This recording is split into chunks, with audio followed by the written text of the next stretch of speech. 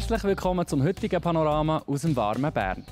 Wir haben folgende Themen für euch parat: Spiez als Köderpionierin und die Zentralbahn saniert in Meiringen. In der Spiezer Bucht lassen sich viele eine Pizza liefern und entsorgen dann den Karton in den öffentlichen Köder. Die sperrige Schachtel verstopft aber die Öffnung und folglich legen die Nächsten ihre Köder einfach nebendran am Boden. Die Gemeinde hat für das Problem eine innovative Lösung gefunden. Wie die aussieht, im Beitrag von meiner Kollegin der Alina Dubach. So Bilder, wie wir hier hinten sehen, treffen wir leider an einem schönen Sommerabend oder Wochenende sehr häufig an. Die Problematik daran ist, es werden Pizza gegessen, hier bei uns in der Bucht Spiez, Fuhlensee einigen oder sonst ein schönes Plätzchen am See, lassen sie die Pizza kommen von irgendeinem Kurier. Wir legen die Pizzaschachtel zusammen und stecken sie einfach so in den Kübel.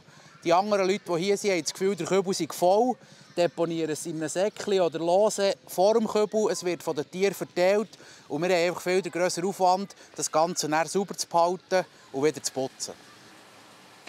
Aus diesem Problem heraus sind wir eins zusammengehockt und haben gesagt, wir müssen irgendeine Lösung haben, dass wir den Aufwand, den wir haben, mit dem ganzen Kehricht ein bisschen minimieren können. Wir sind darauf gekommen, dass wir einen Behälter haben, wo wir die Kartonschachteln, also die Pizzaschachteln, so sammeln können, wie sie auch gebraucht werden, ohne gross zusammenzulegen.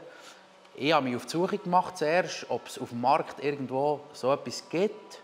Ich habe aber relativ schnell gemerkt, dass noch nichts hergestellt wird. Also nicht wie die Kehrichtkübel, die wir haben, die man einfach bestellen kann und die kommen.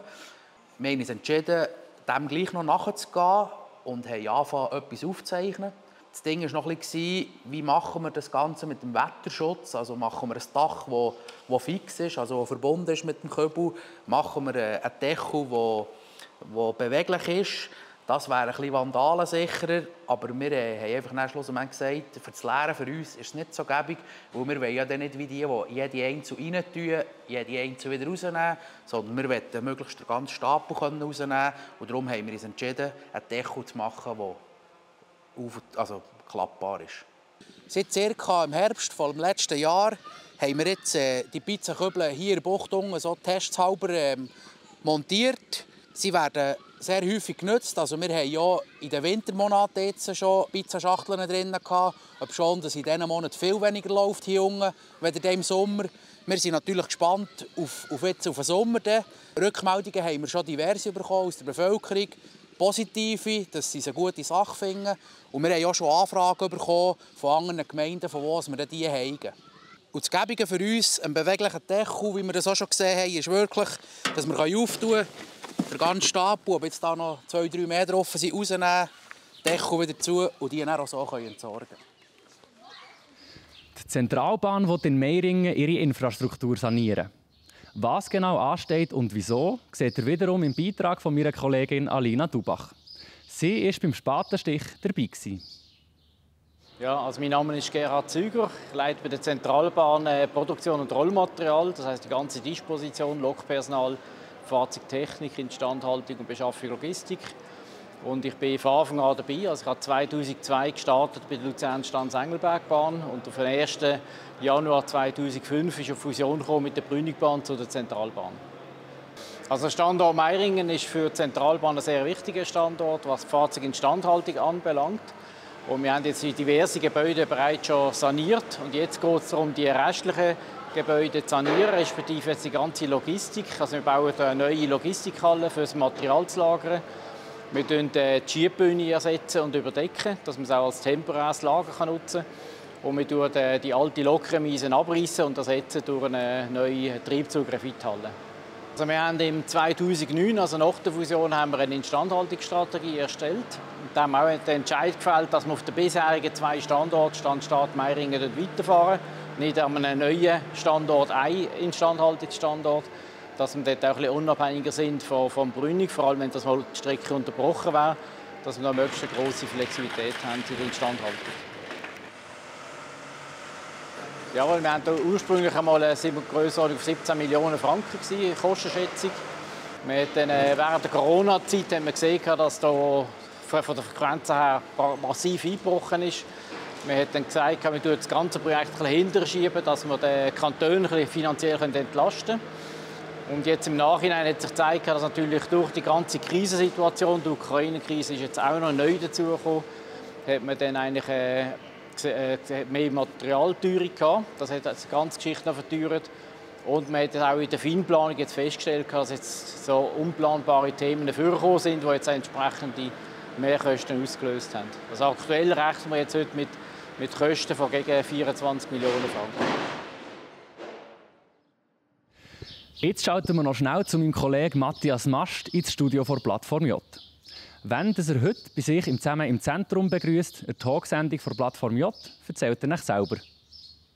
Ja, ich bin hier quasi auf dem Thunersee, also zusammen im Zentrum von der Stadt aus oder vom See aus, zusammen mit dem Flavio Marazzi, 6-facher Segelweltmeister, unser Partner von Plattform J, lädt ein auf den See.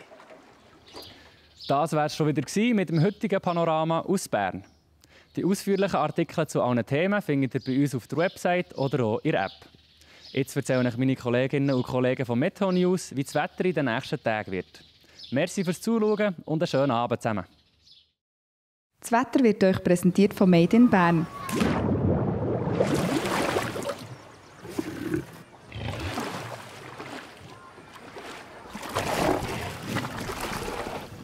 Bärenstarke Sommerferien.